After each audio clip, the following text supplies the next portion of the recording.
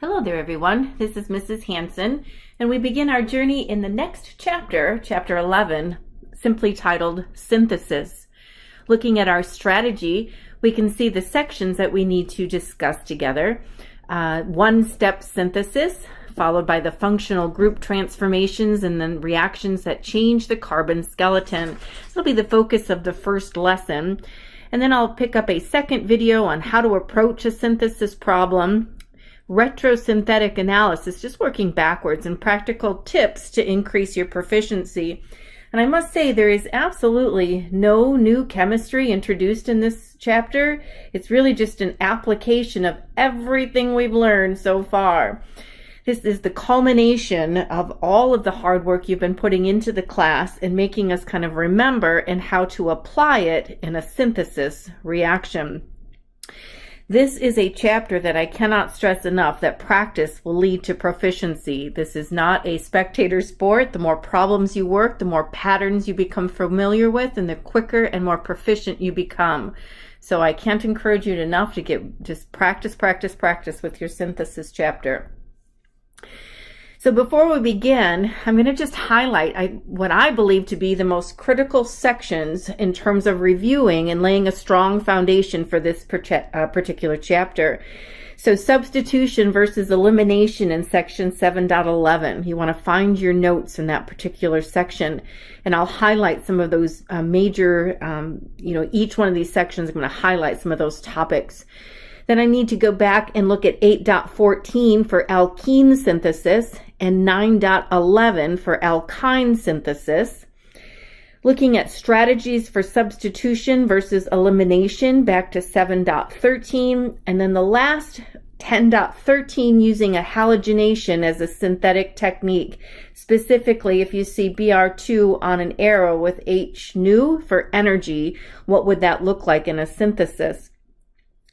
So this is a wonderful practice opportunity to go back and dive in and kind of begin firming up those sections as we begin to apply the tools, the reagents we've been working with in a synthesis chapter. In the introduction in your ebook, there is a chapter practice there that gives you some practice problems. It might just be a great place to start in bringing back some of those reagent tools from previous chapters. So I mentioned that these sections that I highlighted, I'm going to just go through very quickly each one and make you kind of pull out your notes or get thinking about the following. So for instance, 7.11, this is how we were kind of leaving that chapter 7 and predicting products. How do I know if it's substitution versus elimination? We discussed that there are some steps to go through to decide what type of reaction will occur. And sometimes there's competing reactions and you have both products to consider. So the first step in determining if it's substitution versus elimination, we want to determine the function of the reagent. So notice that substitution occurs when the reagent functions as a nucleophile. If I have a strong nucleophile, I'm encouraging substitution. Elimination occurs when the reagent functions as a base. And so we're looking for those that would be strong bases. And you can clearly see there's some overlap with both are considered strong. The second item that we were told to consider to determine if it's substitution or elimination is looking at the substrate. Remember, the substrate is the alkyl that has the halogen on it, right? And so that contains the leaving group. And so we're looking at, looking to decide what type of substrate. Is it a primary substrate, a secondary substrate, or a tertiary substrate? Versus these categories we talked about up here, strong base, weak base, strong nucleophile, or weak nucleophile. And this this is a critical graph to let us decide what is being favored, an E2 mechanism or an SN2 mechanism, or down here we have a little bit of SN1 and a tiny box of E1 with a weak base and a tertiary substrate. But again, this is a 50-50 mixture, very much a competing reaction. So keep in mind that particular box and see the need to memorize these we have to understand where those fall as we decide what type of mechanism we'd like to employ. So with a strong base, a primary substrate, you're going to see a major SN2 reaction. If you have a secondary substrate, a major E2 with a strong base, and a tertiary substrate with a strong base, you only get E2. And so put that together. We just said strong base, a strong base in a nucleophile. We're looking at a combination for a primary, a little bit less of that with a secondary, and 100% with a tertiary E2. So again, just consider thinking about how I can what kind of products am I going to get out based on what's sitting on the arrow and what type of substrate that we have. And you want to consider any relevant regiochemical or stereochemical requirements, and just thinking about SN2 reactions with its regiochemical outcome, thinking about the alpha position where the leaving group is connected, so that bimolecular collision forces the leaving group to leave from that alpha carbon. And then the nucleophile replaces the leaving group with 100% inversion. Remember, we called that the backdoor attack. In an E2 mechanism, the Zaitsev product is generally favored over the Hofmann product. What that means is that you're going to create the double bond between the most substituted carbons, and the Hofmann puts the double bond at the least substituted carbon. Unless the sterically hindered base is used, and that's that big bulky base in which the Hofmann product is favored simply due to steric hindrance. Something to consider there is the trans disubstituted alkene will be favored over cis just due to stability. And it's also stereospecific at the beta position of the substrate because there's just one proton there. So remember that we had an anti-periplanar elimination, especially in that cyclic structure. So if you're thinking about a cyclic structure and this bromine is pointing down, it has to be a pointing up proton to be eliminated. That would be too far away. Right here is where I meant to draw that. So again, just thinking about where is the hydrogen available in being very specific to the beta substrate. SN1 and E1 typically aren't used so much in our chapters coming up here in synthesis, but it's a good review. Remember that there's a carbocation intermediate in an SN1. That means it's a nucleophilic unimolecular first step, and that's where the leaving group just leaves. And so that's the rate determining step. And when the leaving group leaves, the carbocation is created, and look for rearrangements as a possibility. And in the E1, the Zaitsev is always favored over the Hofmann product, again, due to the most substituted carbon is going to create on that positive charge there in the carbocation. So again, just a nice review of that section, but man, is it important to just have this down solid, because we don't stand a chance of creating a correct synthesis if I don't understand the tools I'm given to create.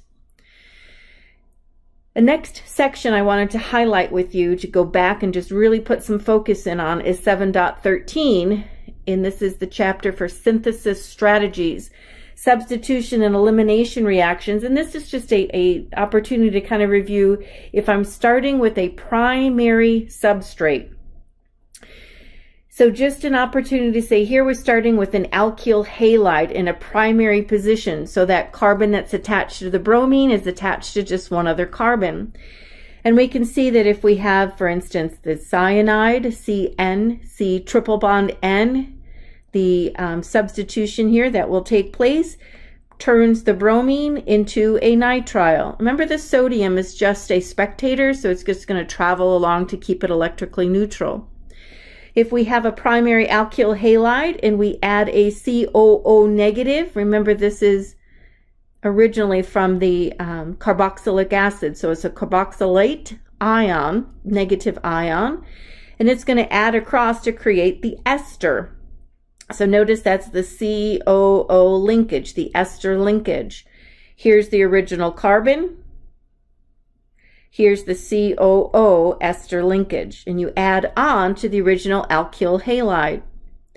Here's a thio group, SH negative. The SH negative, here the thiol, think sulfur. And again, the bromine is going to be substituted for that SH group. So if you need to add sulfur across the bond, this substitution reaction will work well. Here is OCH negative. OCH negative, remember the leaving group leaves, and OCH3 would add on, and you end up creating an ether. Here is a big, bulky base, or a very strong base like hydride with a primary alkyl halide. You're going to form an alkene. With a strong base such as hydroxide, OH negative, you can convert it into a primary alcohol. And the last, you're thinking of other directions we can go. If we're starting with an alcohol as our primary substrate, not this, we were just going through all the different ways we could do a bromide, but if we started with an alcohol, let's remember that an alcohol is a horrible leaving group. And one of the first steps you always undergo is if you're trying to remove an alcohol, you have to make it a better leaving group, and you do so with a tosylate. So you end up taking the OH and converting it to an OTS, a tosylate compound. And see this is TSCl, tosylate chloride, in pyridine. And you've removed the hydrogen and added on the tosylate, and you turn that into a better leaving group so that the leaving group leaves, and we can create the alkene. With a big bulky base, we can convert that into an alkene from position carbon 1 to carbon 2. This can actually go back to the alcohol by treating it with base. The primary alcohol can be converted into a primary halide just by adding HBr. Again, going through all those different mechanisms with primaries, and then tell yourself, well, I better practice at the other end as well. What can I do with tertiary? These are all examples of tertiary substrates. So here's a tertiary alcohol.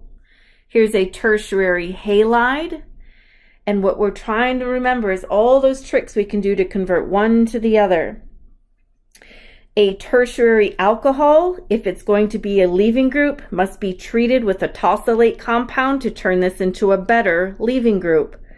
When the leaving group leaves, OTS negative, remember hydroxide is a poor leaving group because it can't stabilize the negative charge on such a small oxygen. So what we do is create a larger surface area for it to stabilize the negative charge by adding that tosylate compound to it.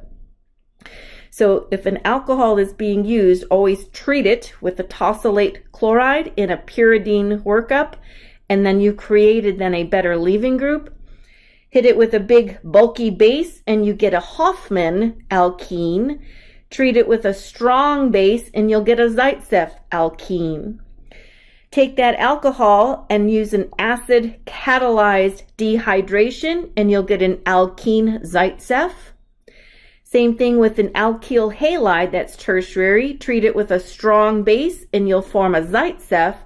Treat it with a big bulky base and you end up with the Hoffman product.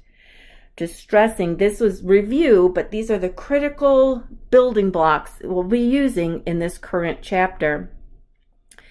Let's go on and take a peek at 9.11, synthesis strategies. Here's chapter 9 was alkynes. And so we're kind of going back and putting in some ideas of what's going across pi bonds. If we start with a triple bond, and we remember treating it with hydrogen across a metal platinum or metal catalyst like platinum or nickel would work, palladium works, but it's a surface chemistry. And so remember, it's the same side addition. But if we're going all the way to an alkane, there's really no way to stop it at the alkene. It will saturate every pi bond. And remember Lindlar's catalyst, we called it a poison catalyst, and this was going to create a cis configuration of the alkene. Or you could use elemental sodium in a workup of ammonia and get a trans alkene, and then that stops You don't go all the way to the ane. Here is an ene, a double bond, treated in a boring solvent, carbon tetrachloride, which is nonpolar, and you're going to add the bromine across the double bond in the trans position here. And then remember, if you treat this with sodium amide, just remember this amide, that NH2 negative, is going to come across here and kind of attack this carbon, because that carbon is positively charged just based on the polarity of the bond. Remember, this is an electron withdrawing group. So this carbon is going to be the electrophilic center, and the leaving group leaves. And remember, what you're doing there is just kind of creating ultimately that triple bond that had a pair of electrons and a negative charge. It says excess amount, so that you do that again to the other side. And at the other side, you're left with another negative charge. And the workup with water afterwards, that water treatment says, well, we're going to be able to reprotonate and add hydrogens to the terminal end, so that those terminal hydrogens are present instead of the negative charge. And then finally, as we're looking down here, some other interesting things we were doing, working up with hydrogen. Remember, we had kind of said, see chapter 10, how do I change an ane into an ene? Well, now that we've covered chapter 10, we understand this is a radical mechanism. And so that is one of those the 6 radical mechanisms that we work to memorize from our chapter 10. Changing an ane to an ene as a radical initiation, propagation, and termination step. In 8.14, we also worked up with synthesis strategies. And just some basic things to keep in mind. Substitution reactions are when we convert one group into another. If I want to change an alcohol into a bromine, if I want to change a chlorine into a alcohol, whatever it might be, I'm converting functional groups.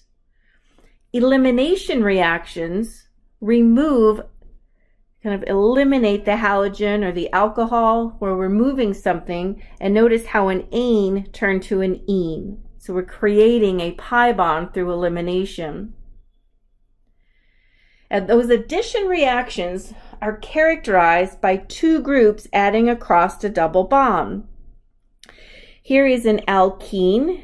We can see that it's a 4-carbon alkene, so this would be 2-butene. And I'm adding across XY, whatever X might be, could be something like HCl, could be ClCl. There's a lot of choice what that might be. But each carbon then creates a new bond, and we end up with sp3 hybridization. So just adding across the double bond. Also, we have to keep in mind that sometimes we can change the position of the leaving group. And that's very kind of one of the first things we do is look at what we're starting with and look at the target molecule we're trying to make and decide, did the functional groups change?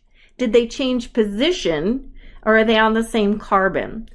And this is a very common synthesis plan where the first step is an elimination reaction and the second step is the addition reaction. So for instance, here I have a carbon chain that is 4 carbons long. At carbon number 2 is a bromine. At carbon number 3 is a methyl. And the desired product at the very end, I still have a 4-carbon chain. And that 4-carbon chain, it still has the methyl in the same position, but the bromo has changed. Bromine went from carbon position 2 to carbon position 3. So we ask ourselves, how do we just move a bromine across from one carbon to the next? And that answer lies in a 2-step process. We first perform an elimination reaction, and the elimination reaction creates this double bond. Then we can add back across the double bond, and notice that the bromine attached to the carbon that has the most carbon, and so therefore we would call that a Markovnikov addition.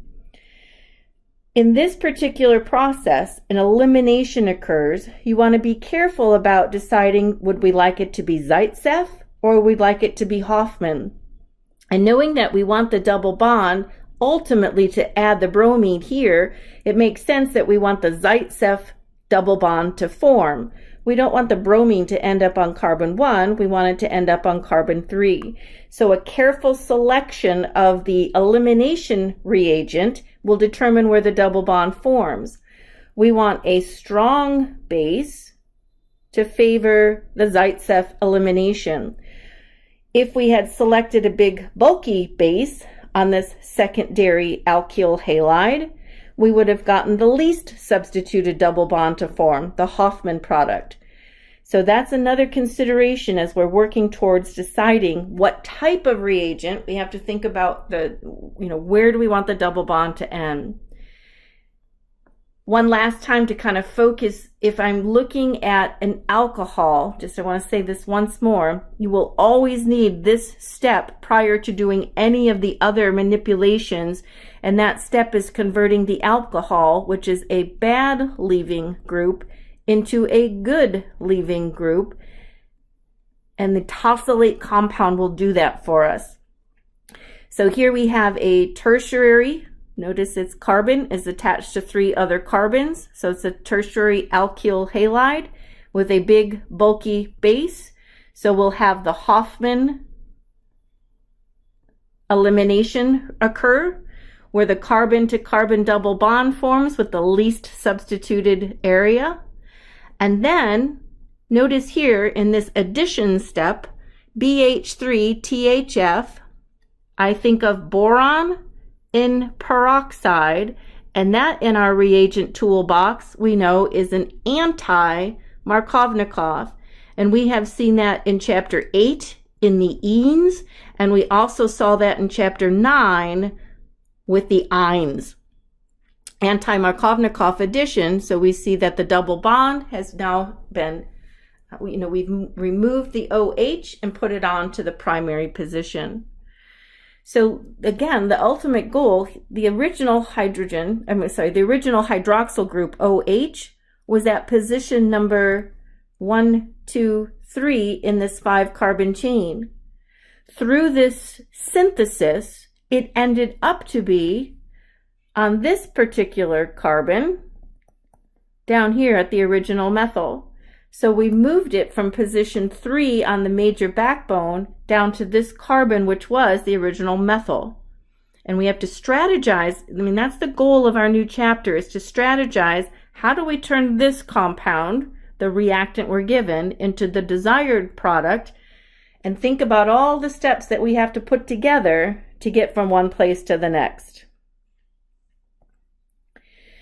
So let's begin. That was all just kind of emphasizing, boy, it would be a really good time to commit to memory your tools and reagents as we begin our one-step synthesis and turn it into a multi-step synthesis, the goal of our chapter. So the most straightforward synthesis problems, the ones that really require drill work, are the one-step synthesis. Because if I'm working through a multi-step synthesis, I must have my working vocabulary to pick from for the multiple steps to put together. I took a screenshot and put this in here from our e-text, and this would be kind of an excellent sit down and focus and put this to memory, build some flashcards if needed, but I need to memorize this particular, with everything I keep saying, you need to memorize. But in all of these slides, it's to your advantage to figure out what tools, and the tools sit on top of the arrow. Here is a cyclohexene. At carbon number 1, we have a methyl group. And I need to know what each one of these tools on every one of these arrows has the ability to do to convert the cyclohexene, methyl cyclohexene, into the desired product. And you can see where I can find those products or these tools down here. And we can go through those, but this is review. I've already taught the lessons on how these worked in the previous chapters. It's now time to just really sit down and memorize these. I've used flashcards when I was a student. Sometimes, better is if you have a more photogenic memory, you can just sit there and commit this to memory. But whatever works for you, it's going to take time to do it. So start committing the time. Just to kind of think about all of these tools, you might consider printing that in your e-learning. I put a document together that placed all of those important tools in a series of pages, and you might find that easy to memorize that way as well. So look in your e-learning for that document, and all that document is kind of screenshots of the slides I presented, and that way you can have them all in one spot as you work to commit those to memory. So let's just kind of practice, and you have that, your toolbox in place. Which one of these sets of conditions would accomplish the following transformation in a high yield? So we're asking you, what do we put on the arrow? How do we get from this spot to this spot, the left side to the right side, the reactant to the product, if you will? So let's kind of just begin by focusing here. I see that I have an alkyl 5-carbon chain, and at carbon number 2 we have a hydroxy group. Now I notice that the position of the function didn't change. Carbon 2 still is the location for the functional group, but the identity of the functional group has changed. It converts from an alcohol into an azide, N3. So we're being asked to try to figure out what would do this transformation. One thing I wanted to emphasize in this multiple choice setting especially, and I've said it in this workup many times, what's the first thing you need to do before a leaving group of hydroxyl will leave? And remember, that's what the ultimate plan is. You have to do addition, elimination. Those are your types of reactions to choose from. And if I'm looking through on this series, I immediately go to this guy because I have to change the alcohol into a leaving group that's a better leaving group. And we do so by putting a tosylate compound on them. And then we could see that N3, and again, that's a negative. The sodium is just a spectator. In a workup of a nonpolar solvent of DMSO, this would be a bimolecular backdoor attack. And so therefore, we'll have an inversion, right? 100% inversion, because the molecule itself, in a bimolecular collision, the leaving group leaves when it's attacked from the back door. So we can see the inversion occur through that SN2 mechanism. And I know my answer just is correct because the tosylate gave that away, that I have to convert the alcohol into the tosylate. Then I can add the sodium azide into the DMSO workup. How about another? Again, trying to practice some, some multiple choice, because that's how the test will look. And it's just good practice to kind of do not only drawing, but look at this type of problem as well. Choose the expected product from the following reaction. So again, once I get very familiar with my reagents, call them your tools in your toolbox, and we can begin to understand what will happen. I have 1, 2, 3, 4, 5 carbons in that chain. And at carbon number 2, we have a hydroxyl group, and it's in a dash position. We understand the first step is simply changing the hydroxyl group into a better leaving group by adding tosylate compound to it. So that's all that first step does. And in the second step, we see that we have cyanide, which is the negative compound here, CN negative. CN negative, and sodium is the plus. So therefore, we can predict that a cyanide is going to add across where we see the OTS. And keep in mind, if this is a SN2 bimolecular collision, we will have an inversion of the compound. So which one matches that slide?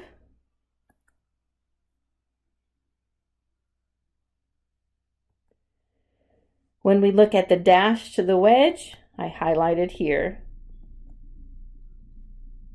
How are you doing? Let's try another. Which of the following nucleophiles is required for the transformation below? Alrighty, so let's figure out what we have. Here I'm given this tosylate so that we could see that this came from an alcohol originally, but I've made it into a better leaving group. So I'm kind of starting at the next step of this workup. And the tosylate compound has turned into a thio group that contains 2 carbons in addition. So I could see a CH3, CH2, SH is kind of the original molecule. What we want to look at is the compound that's going to do that and add just the right number of carbons. So here's carbon 1, carbon 2, carbon 1, carbon 2, but that's an oxygen. We want it to be a sulfur. That has too many carbons. That has too many carbons.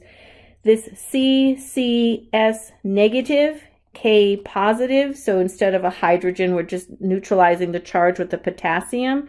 That's going to be the workup to give us our, the interconversion of one functional group to the next. So see how we're just using a little logic to decide what did we start with, where are we going? Let's try another, because repetition's our friend while we're learning.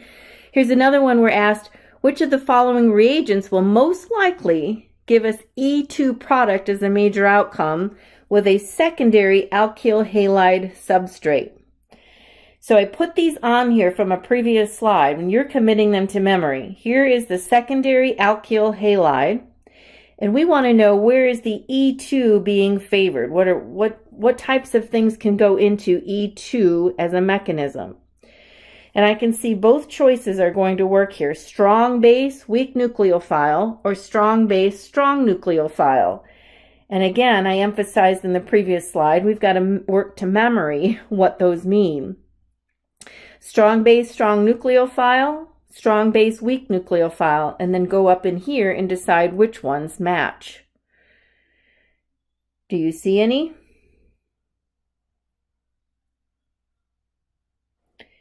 Here we have a primary carbon.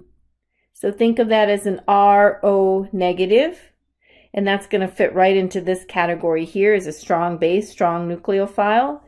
And even here, I have, even though this is a big bulky base, it still has an oxide. And the oxides we're seeing in this general area as being strong.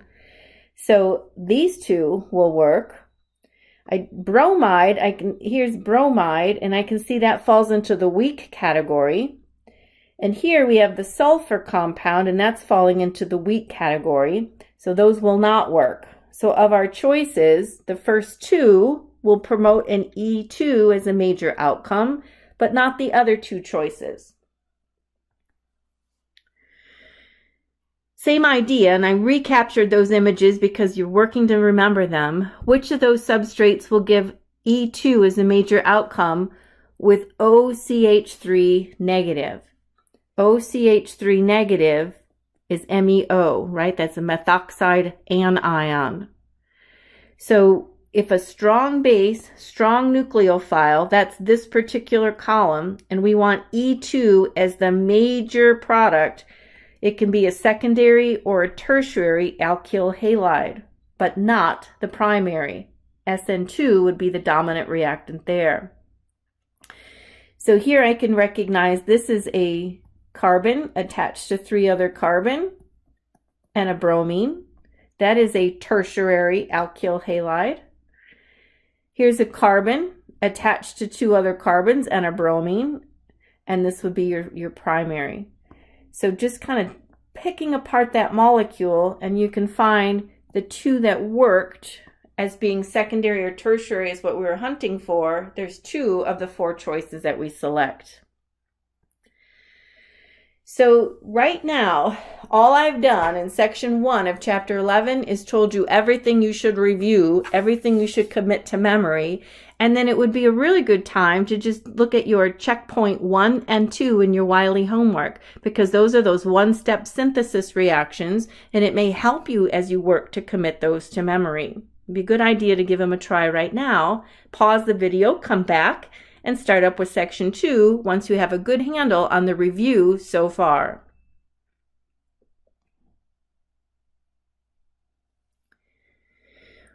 In the second section, functional group transformations.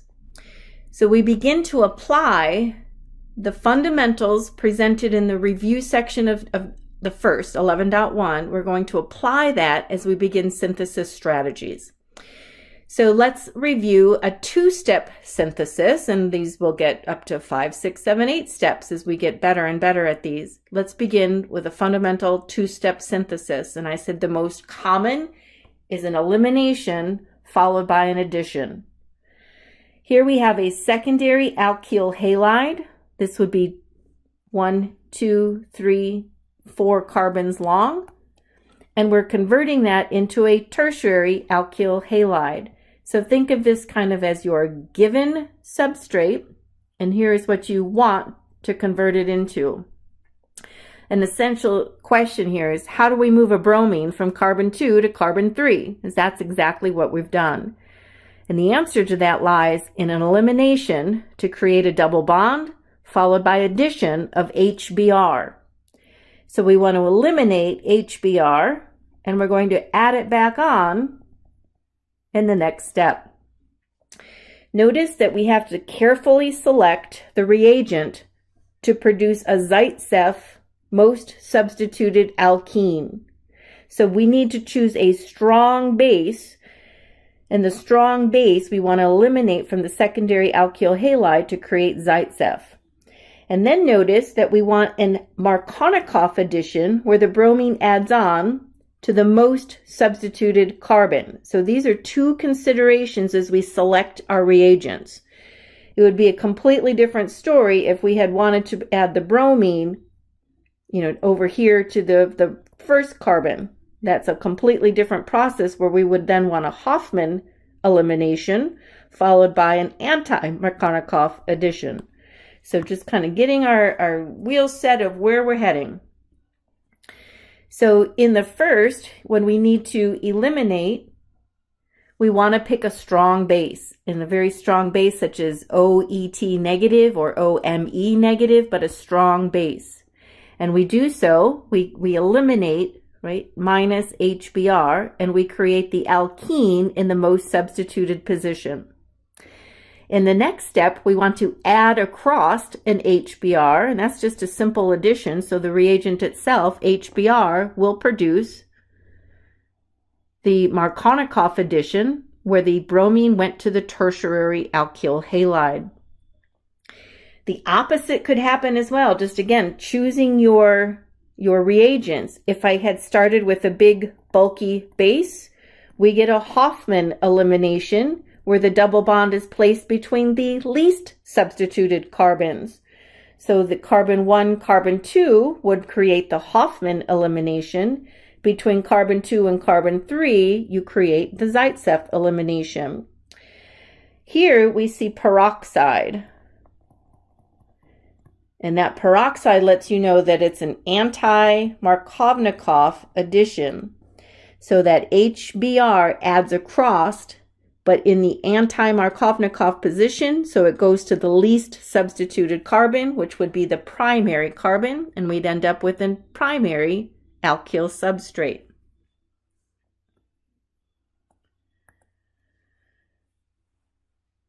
If we're using an alcohol, we have to modify that plan just slightly, and this is again emphasizing that before we can eliminate, before the leaving group leaves and eliminates, we have to convert the alcohol into a better leaving group. So if you're starting with an alcohol, you'll actually end up with a 3-step synthesis plan to move the alcohol from one position to the other. So here it's on a second number carbon number 2, and our last one we want it on carbon number 1. Before the hydroxyl group can leave, it's converted into an OTS, a tosylate. And remember, the tool for that is the tosylene chloride in a workup of pyridine. We use a strong, small base. Just remember that OME is another good choice. It doesn't have to be OET, but we're looking for a strong, small base to create the Zaitsev elimination. And you could work up with an acid catalyzed hydration. And that would produce an alcohol. I'm just trying to write that hydration. that you have the alcohol in the tertiary position, the most substituted. If we had done the same first step, we have to put in the tosylene chloride with pyridine to turn the alcohol into a better leaving group, but we used a big bulky base on this secondary alkyl halide. We produced the Hoffman alkene, where the double bond is between the least substituted carbon. And here I'm recognizing the boron in a peroxide workup, and I have to know that that is an anti-Markovnikov addition. So the alcohol moved to the primary position and not the tertiary position as above. So careful selection of the reagents allows us to kind of plan our synthesis. If we need to change the position of a double bond, let's say the double bond is in the cyclic structure between carbon 1 and carbon 2, we can add across the double bond, adding HBr. This would put the bromine on the most substituted carbon, followed by an elimination, where the elimination then can be placed between the methyl group hanging out and the carbon that's in the ring. How could we accomplish that?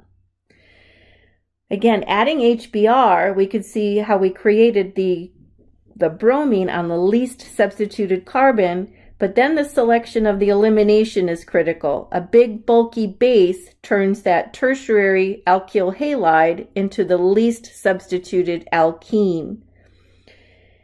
If I had treated HBr in the presence of peroxide, as the previous slide had us do, notice that the bromine added to the least substituted carbon. So this position with a peroxide and then a big bulky base would create the double bond and just move it between carbon 1 and 2 to originally carbon 2 and 3. So emphasizing the selection of your reagents to accomplish the task at hand. If you need to convert an alkane into an alkene, we looked at this slide earlier and said, well, we can use Lindlar's catalyst, and this will turn it into a cis configuration. We can use elemental sodium, and this will convert it into a trans configuration. Looking at hydrogen in a workup of a metal catalyst will saturate all pi bonds. You will always end up with the alkane in a hydrogen catalyst. And we went back this way. Now we understand how to go from the alkane sp3 to an sp2 using chapter 10, the radical mechanism. This is a radical mechanism to turn an ane back into an ene, and you can do a workup here where bromine and carbon tetrachloride adds across the double bond. So here after step 1, you'd have a bromine, and you add it again. You could keep adding bromine to all sides. The sodium amide then is going to kick out the bromine, and that bond collapses, and you end up back with the ine, a triple bond. Remember, we talked about how water is just added as the last step to make sure that you eliminate the negative charges at the end of the carbon alkyne group, and you end up protonating them with that water workup. Okay. So again, so much to review as we begin thinking about synthesis as a way to transform one into the other. Let's just practice a few and you'll hear me think out loud. Propose an efficient synthesis for the following transformation. So again, let's just get our bearings and count how many carbons you see in the chain. I see a 5-carbon chain. I see a double bond between carbon 2 and carbon 3. So that's a functionality, a double bond. And there's an ethyl group at carbon 3. What do we have over here? I see that I still have the same length of the carbon, and the methyl group didn't change. It's still at carbon 3, but the functionality has changed. At carbon 1, we now have a bromine. So I see that we eliminated the double bond, and we added a bromine to carbon 1. So that's kind of what I've noticed here is how do we do that now? Let's kind of think through. It has the functional group changed identity, yes. And has it changed position? Yes. Carbon 2, carbon 3 has a functionality. It has a double bond. It's gone in the product. The bromine is not present at the beginning. At carbon number 1, it's present at the end. So we're just trying to get an idea of what we need to accomplish with our synthesis. We need to move the pi bond to the end of the chain. And remember, that's got to be an anti-Markovnikov addition. So in our first step, an addition. Remember the two steps, addition followed by elimination. I had to let my dog out. There we go. So the addition followed by elimination. I need to select an addition reagent that will add across the double bond to create the anti-Markovnikov addition. I don't want it to land on the most substituted carbon. I want it to land on the least substituted carbon so that when we eliminate the HBr, it goes to the carbon 1 to carbon 2 least substituted addition there. So we've got to plan what reagents are going to accomplish that. And so consider the first conversion using HBr in the presence of an alkyl peroxide. This will work fine in creating the secondary anti-Markovnikov addition. But we also have learned a second choice, and the second choice is boron oxidation, right? So with BH3THF followed by a peroxide, this is known as an oxidation, hydroboration oxidation. So with one choice, we create a secondary bromine, and in the other choice, we create a secondary alcohol. Both work, but let's think about what might be the better choice. HBr with peroxide, I can see like a one-step mechanism. Hydroboration and oxidation also is the anti-Markovnikov, but now I have an alcohol that's produced. And before I can go on, I'll need to put a next step in, because the next step is going to be elimination. To eliminate a hydroxyl group, I've got to convert that into a tosylate group in a workup of pyridine. So if I choose this step, it will work, but it's adding more steps to the overall synthesis. Before I can proceed, I've got to do a next step and convert hydroxyl into an OTS group so that then I can get the alcohol to leave in the elimination. So as we look at this, our original reactant, whoops, that popped down. The original reactant was between carbon 2 and 3. In the elimination process, as we're looking here, I want to have a Hofmann elimination occur. We had decided that there were two methods for the addition process. One of those is the HBr in an alkyl peroxide, creating a secondary bromine. And the other is using a boron compound in the presence of peroxide, known as oxidation. We can create the alcohol. Then I mentioned we have to add a pyridine step to change the leaving group, and then the base, the big bulky base of butyl tertoxide, could eliminate in the Hofmann position. So remember, this is a secondary. We don't want a strong base here. If we had a strong base, we'd end up with the double bond in this position. We want it at the end of the chain, so we use a big bulky base. Now, which one of these, and they both accomplish the same thing. And this is, again, just the elimination step, right? We got to do the addition next. But at this point, the elimination step, I like this one, the top. Because one of the things as an organic chemist becomes better and better is trying to decide what is the most proficient or efficient, the least number of steps involved in getting from reactant to product. And if I can eliminate an extra step, I'm going to do so by selecting different reagents. So I like this one. We're going to go top. Add HBr, ROOR, and you've got that addition reaction. You added HBr in the anti-Markovnikov position. In the next step, you remove the Br by using a big bulky base, and you create the alkene in the least substituted position. We're ready for the last addition step to add the bromine back to position 1, because this was our desired product at the very end. Adding HBr in the presence of alkyl peroxide again puts it back onto carbon 1. So putting it all together, we could find this transition of changing a double bond from carbon 2 to carbon 3 into an alkyl halide at carbon 1 in only 3 steps of our synthesis. If we had gone the other way and created an alcohol, it ended up to take 5 steps to do the same thing.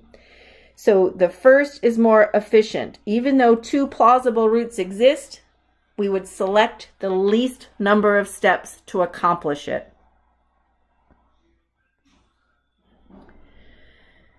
So as we begin kind of taking next steps, we talked about, did the functional group change in section 2, and how do we accomplish changing one functional group to the next? Another consideration is figuring out if reactions change the number of carbons in the backbone skeleton. This makes us go back to section 9.10, the alkyne chapter, the alkylation of a terminal alkyne, increasing the size of the carbon chain. So this goes back to where we learned that carbon at the end of a triple bond has a very acidic hydrogen.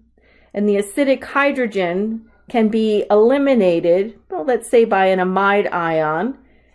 And it's a proton transfer, right? It's just plucking that off. And what's eliminated here then, we call this the carb anion. And this can be used as the next step in the reaction where this negative ion can reach out for that electrophilic carbon. The leaving group then leaves, and you've added on the length of that chain. So the alkyl halide, and I recommended using, like, let X equal iodine, because iodine is a very good leaving group with its large polarizable cloud. However many carbons you want to add on to the triple bond, just selecting if you need to go from 4 carbons to a total of 7 carbons, then I'm going to add 3 more carbons, make an iodine at the end, because it's a good leaving group. And so the original 4-carbon alkyne has been lengthened with 3 more carbons by the careful selection of your substrate. And that's just a reminder from chapter 9, section 10. If you need to increase the number of carbons, this is really the only tool that we know so far in how to do that. If the size of the carbon chain decreases, then we have to go back and review chapter 8 and in chapter 9, the process of ozonolysis, taking an ozone and cleaving the bond. So here we have a 5-carbon chain. Well, I'll number it this way: 1, 2, 3, 4, 5. And the bond is going to break in the presence of ozone and a workup of DMS, a nonpolar solvent. And when that bond cleaves, here we've had an aldehyde. Notice that we're just increasing the number of C to O bonds in oxidation. I'll just write that. Increases the number of CO bonds. So here, this carbon, when it's cleaved, I end up with a double bond to an oxygen. And this carbon also to a double bond oxygen. So if I think about this, just kind of help me, when I see ozone, cut that bond in half, and wherever there was a carbon attached to another carbon by a double bond, that carbon will now just attach to an oxygen instead. So good sections to review here: 8.12 for alkenes. Take the double bond, cut it in half. The carbon is still in a double bond, but it's now leading to oxygens. So here are those 3 blue carbons leading to this is a carbonyl, C double bond O. And then I have 1, 2, 3, 4 more carbons The carbon that was in a double bond still is. It's just leading to an oxygen now. And remember, this also showed us that if we cleave the double bond here, you're actually just going to break the chain. So just kind of numbering, here's the carbons that were in the double bond. Here's the carbons that were in the double bond. And that's the methyl group down here at the end. So 1, 2, 3, 4, 5, 6, 7 total carbons. And at carbon 2 and 7, you see the C double bond O. And the other section I'll have you go back and review is section 9 for the ozonolysis of alkynes. So here's the triple bond, and as this cleaves, it forms carboxylic acids. And those are what I always say, COOH. The carbon in an alkyne is even more oxidized because there's more pi bonds there. So we add a carbonyl carbon as well as the hydroxy, COOH.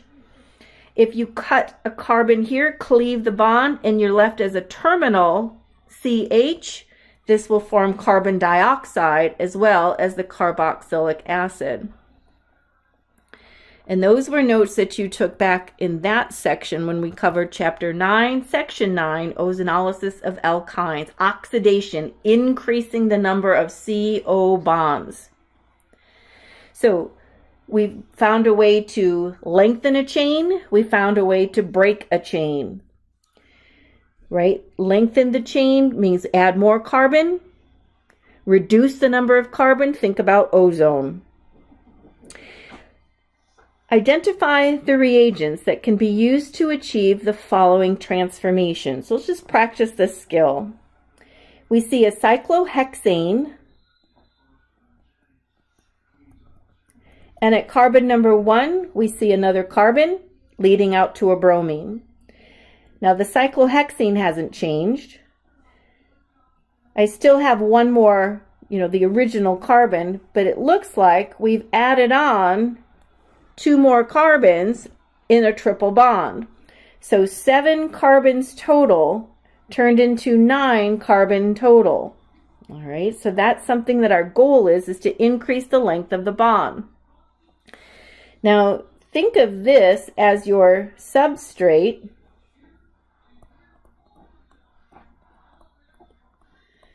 And this guy here is the acetylene, the YNE, that negative ion, the carb anion that we want to add on to lengthen the chain. And so as we think of this strategy, it really is just a one-step mechanism. Here are the 2 carbons we want to add on in a triple bond. We want this to be the negative ion. This is going to reach out for the electrophilic carbon. The leaving group leaves, and so yes, over here would also be a bromide. The leaving group left, and we've added on the carbon chain. So a simple reminder of how we can take the acetylene ion and use it to lengthen a carbon chain, and we'll end up with that triple bond. Let's kind of pause our lesson here. We've got a great start, and I'm going to encourage you to do as many practices as you can through your Wiley homework, your skill builders. Do as many as you can from the first 3 sections, and I'll come back in a much shorter video and try to give you some tips on how to approach synthesis problems.